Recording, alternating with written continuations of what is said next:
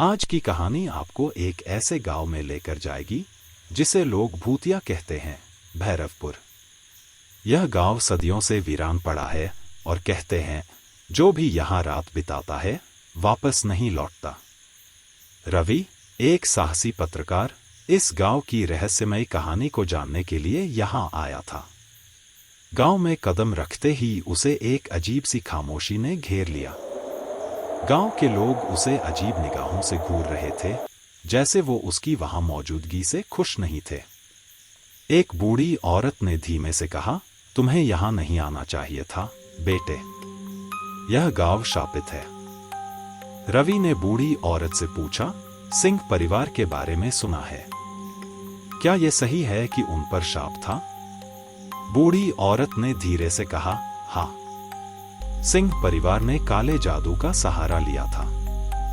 हवेली में आज भी उनकी आत्माएं भटक रही हैं। अगर आपको यह कहानी रोमांचक लग रही है तो चैनल को सब्सक्राइब करना न भूलें। रवि की जिज्ञासा बढ़ती जा रही थी। गांव के किनारे खड़ी सिंह हवेली एक भूतिया जगह की तरह लग रही थी। हवेली की टूटी खिड़कियां और घनी झाड़ियां इस बात का सबूत थीं कि यहां सालों से कोई नहीं आया। हवेली में प्रवेश करते ही उसे एक अजीब सी ठंडक का एहसास हुआ। रात के बढ़ते अंधेरे के साथ हवेली के अंदर की हर चीज अजीब लगने लगी। दीवारों पर अजीब अजीब छायाएं दिखाई देने लगीं। तभी अचानक हवेली के अंदर एक जोरदार चीख गूंज उठी। रवि के रोंगटे खड़े हो गए। उसने अपने कैमरे से रिकॉर्ड करना शुरू किया, लेकिन कैमरे में कुछ और ही दिख रहा था। एक काली परछाई उसके सामने आई और उसकी ओर बढ़ने लगी। उस परछाई ने धीमे स्वर में कहा, तुम यहाँ क्यों आए हो?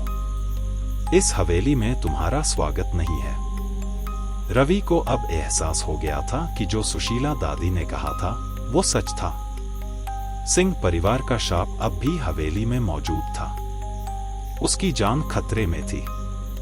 अगर आप जानना चाहते हैं कि रवि का क्या हुआ तो हमारे चैनल को अभी सब्सक्राइब करें। हवेली से बाहर निकलते ही रवि की सांसें तेज हो गईं। वो समझ चुका था कि इस गांव की रहस्यमयी कहानियां सिर्फ कहानियां नहीं थीं, बल्कि एक भयानक सच्चाई थी।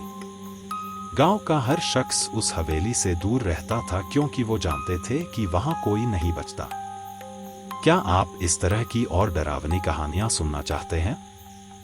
तो इस वीडियो को लाइक करें और हमें कमेंट में बताएं कि अगर आप उस हवेली में होते तो क्या करते।